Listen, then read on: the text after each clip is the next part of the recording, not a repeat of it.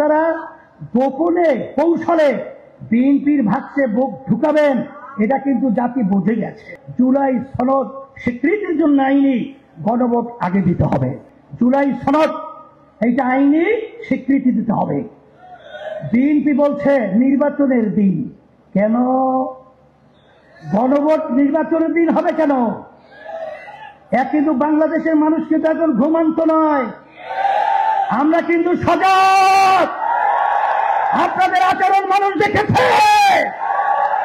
বারবার, আর বাংলাদেশের মানুষ প্রতারিত হবে না। আমাদের পরিষ্কার কথা হলো যে নির্বাচনের আগে জুলাই সনদ স্বীকৃতির জন্য আইনি গণভোট আগে দিতে হবে। এবং সকলকে আমি উদাত্ত আহ্বান জানাবো, বিশেষ করে ইসলামী দলগুলো যারা রয়েছেন, আমাদের ঘোষণা ছিল ইসলামী বাক্স একটা যাবে। দেশপ্রেমিক যারা রয়েছেন, আমরা সবাই একত্রিত হয়ে আমরা দেশ গঠন করব।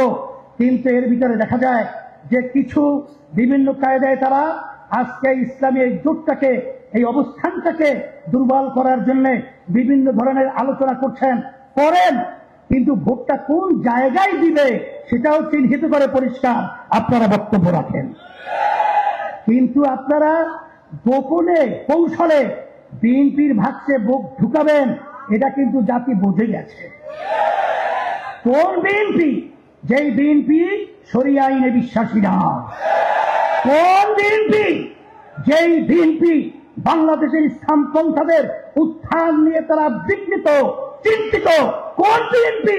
তারেক রহমান বলেছেন এই বাংলাদেশের মধ্যে মৌলবাদের অভয়ারণ্য হতে দেওয়া যায় না। এই বিএনপিকে আপনারা ক্ষমতায় নেওয়ার জন্য ভোট দিবেন না। আজকে ইসলামের পক্ষে, আজকে আপনারা সবাই বক্তব্যের মাধ্যমে এটা পরিষ্কার করবেন। মুরব্বীদেরকে সহ সকলকে আমরা উদাত্ত আহ্বান জানাচ্ছি, কারণ আমরা আর মারকুল খালি করতে চাই না, আর চাঁদাবাজদের সহযোগী হতে চাই না, আর জালেমদের সহযোগী হতে চাই না। বাংলাদেশকে মুক্ত করতে হবে এবং এই বাংলাদেশের মধ্যে ইসলামের পতাকা আজকে সংসদের মধ্যে